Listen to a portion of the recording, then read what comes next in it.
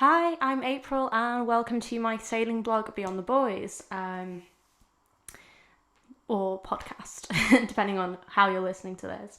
If you're watching, I feel like I'm blending in with my sofa right now, with all of these autumnal colours. I thought that I would start the blog just to kind of document how I got into sailing, what inspired me to start sailing, and also just some of the travels that I've been on. And it's a bit of a way for me to remember, and also hopefully to inspire other people to maybe try sailing, or if you thought about it, to take that leap of faith, because it's one of the best things that I have ever done. So, where did it begin?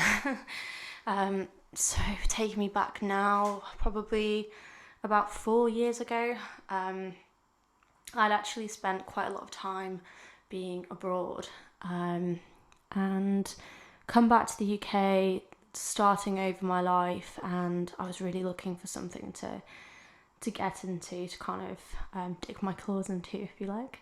And I planned quite a few trips going away, and in that year I actually went to Malta, which was absolutely gorgeous, beautiful, one of the most beautiful places I've ever been.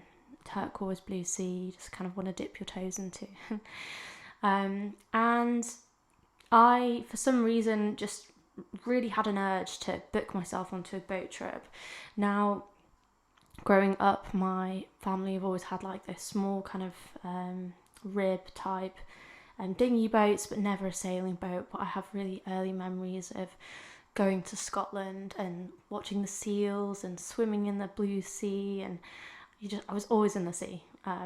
Even my mum has stories of when I was 2 years old and they couldn't get me out of the sea. So I think it's always had kind of a place in my heart that I've always just really been drawn to the ocean. I kind of feel free when I'm there. And anyway, going back to Malta, I was on this catamaran and they hoisted the sails, and it was just that feeling of again, just freedom. We were out on the sea, there was no motor, no engine, and we're just sailing. The breeze in my hair, jumping off the boat into the blue turquoise water, and I just really had an urge, how do I do this? How do I learn to sail? How could I get to a stage where I could, have my own boat and sail it? This is something I really want to do. So I went back to Manchester, where I live, and started to Google how to learn to sail. And it didn't really bring up a huge amount, but then I found some of the RYA, the Royal Yachting Association courses, and one of the things it mentioned was to learn to dinghy sail. So with Manchester, I don't know if anyone knows about Manchester, but it's not exactly it's not on the coast. But anyway, I managed to find an inland sailing school called Debdale, a tiny little lake. And at the time I didn't have a car, so I had to get a tram, and also lost my train of thought. And a tram and a train to get there, and it was about an hour and a half journey from my home to get to this sailing club. So I went there and I did my dinghy level 1. I met a girl called Fiona, who's now one of my closest friends. I also did my dinghy level 2 and absolutely loved it. Capsized in a Wayfarer, had a great time. It was super windy, and it just reaffirmed my belief that this is what I need to do. I need to learn how to do the sailing. So every weekend I would spend my Saturdays at the club volunteering, helping out. All of the younger kids were sailing Picos, so kind of assisting with that and helping once I was learning to do the dinghy instructor side of things. And I just really enjoyed it. I loved it, every minute of it, going there, even in winter, even when your hands are freezing cold. It was just that feeling of being out on the water and sailing. So following on from that, I met a friend there called Joe, and he also wanted to go and do his skipper license, which I was then so inspired to do, especially after learning to dinghy sail. We booked ourselves on to do our day skipper. Meanwhile, I also really wanted to buy my own boat, so I did actually end up buying a boat, and Joe said to me, "No, April, don't go for something boring, get something exciting, go and get an RS 200, which is, if you don't know, an asymmetric dinghy.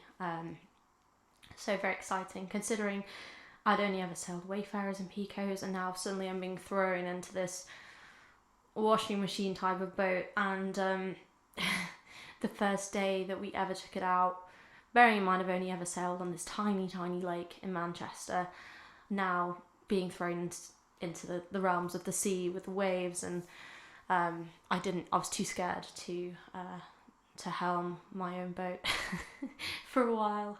But you know, that came, that passed. I grew in confidence, and we did our day skipper, which, you know, I can talk about in more detail another time. But I really enjoyed the navigation side of that, the meteorology side, the weather, and just learning more and more about the boats. And that then really encouraged me to want to take things even further, which really inspired me to look into racing. But this video is really just a bit of an introduction about how I started to sail and what inspired me to sail. I think I could do a whole new video on the day skipper, on how I started racing, on exciting trips I've got planned. You know, there's been some fantastic people that have inspired me along my journey, and hopefully will continue to inspire me. And I'm just so grateful and thankful that I get to do these things, these opportunities that I never would have dreamed of being able to do in the beginning. So you just never know sometimes where life might take you, but hopefully you tune into this blog and listen to the podcast, and any suggestions or comments, things like that, would be really helpful. And I'm also going to do some women's sailing clothing ones as well, because I faced multitudes of challenges through some of the sailing I've done and what I've worn, so hopefully some people might find that interesting. But for now, I'm going to tune out, and I hope you enjoyed watching this or listening to this, and I'll post up another episode, another video next week. Bye.